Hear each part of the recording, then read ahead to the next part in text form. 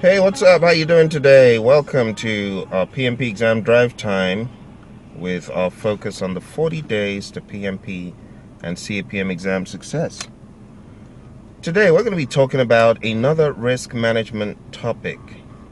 And this hopefully is going to be built on a solid foundation that you guys have from going through the previous 5 processes, or I should say, yes, 5 processes in this area. And this particular aspect is called control risks. This is the last risk management process that builds upon plan risk management, identify risks, perform qualitative risk analysis, perform quantitative risk analysis, and plan risk responses. So now we are dealing with the final thing that happens in risk management, which is called control risks. Control risks is this process in which you execute your risk response plan. So watch this. You've got your risk management plan, which you have carried out in identify risks all the way to plan risk responses. But you also have something called a risk response plan. Now, this is not accentuated to a massive degree as an output of plan risk responses, but subliminally it is there. This is where you put all of your responses, all of your ideas about how you will respond to risks if they do happen. It's all in this risk response plan. But a lot of times the risk response plan is part of, watch this, I don't want you to mix them up, but in reality people use risk registers to harbor risk response plans. You see what I mean? You could have a risk register and it could have all the risks in there, but one of the columns is really the plan, the risk response plan. How will we respond to the risk? Will we avoid? Will we mitigate? Will we transfer or accept? See what I'm saying here?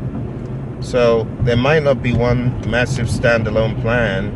It might just still be in the document known as the risk register, but it has the plan for how to respond to negative risks or positive risks. Okay?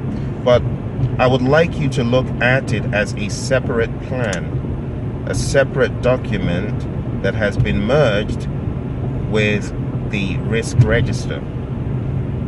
Something else I would like to call your attention to is that once the risk register is produced, you begin to see it as a recurring theme.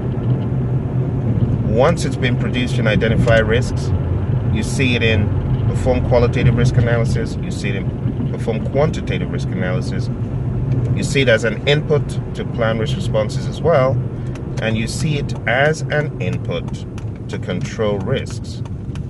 Now, the truth about this register is you will not see it as an output in the processes where it is an input. You'll see, as opposed to risk register, you'll see mention of project documents, or project documents updates rather. So your project documents updates, these are updates to your risk register and other documents. So whenever you see as an output of, perform qualitative risk analysis, you'll see something like project documents updates. That's where the updates you're making to the risk register really are. Okay? So keep that in mind.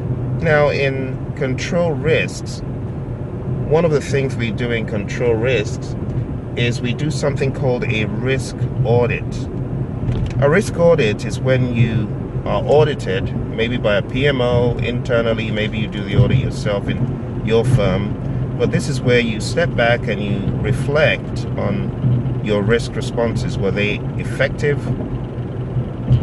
How you're carrying out the risks, how you are managing risks on the project. Is that a good way? Is it working for you or not?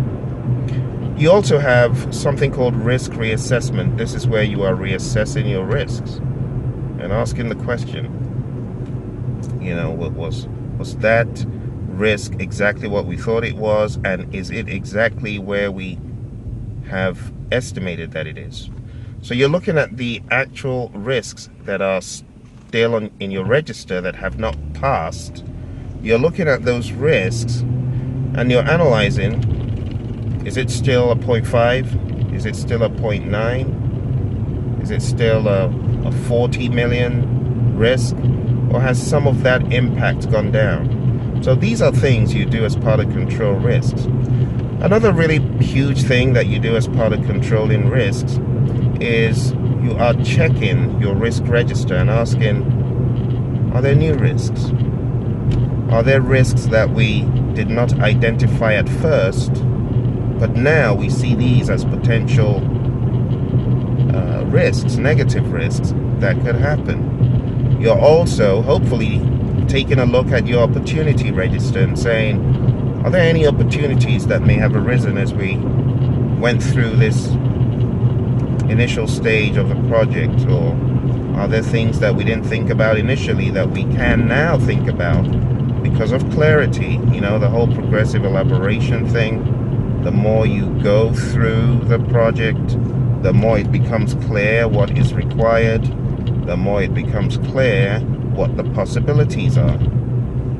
That's what you do in control risks. And also in control risks, I mentioned it earlier, but this is where you carry out the responses. We plan risk responses, but then we have to execute the responses. So where do we execute the responses? We execute the responses in control risks.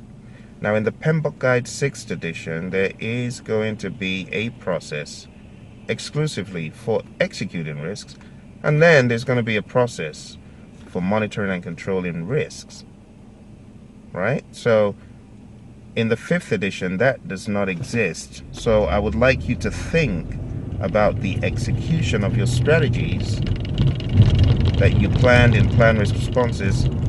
Think about your execution of strategies as happening here in control risks, okay?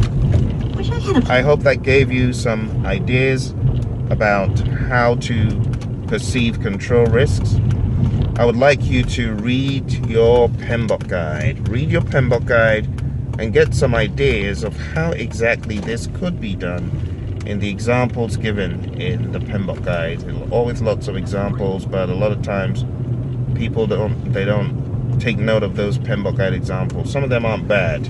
Some of them will add a lot of clarity to you. So take your highlighter, your pen, your marker, what have you, mark up your PMBOK guide and get clarity as far as this process is concerned. Thank you very much for your audience, and I look forward to talking to you tomorrow on our next episode of PMP Exam Drive Time. Bye for now.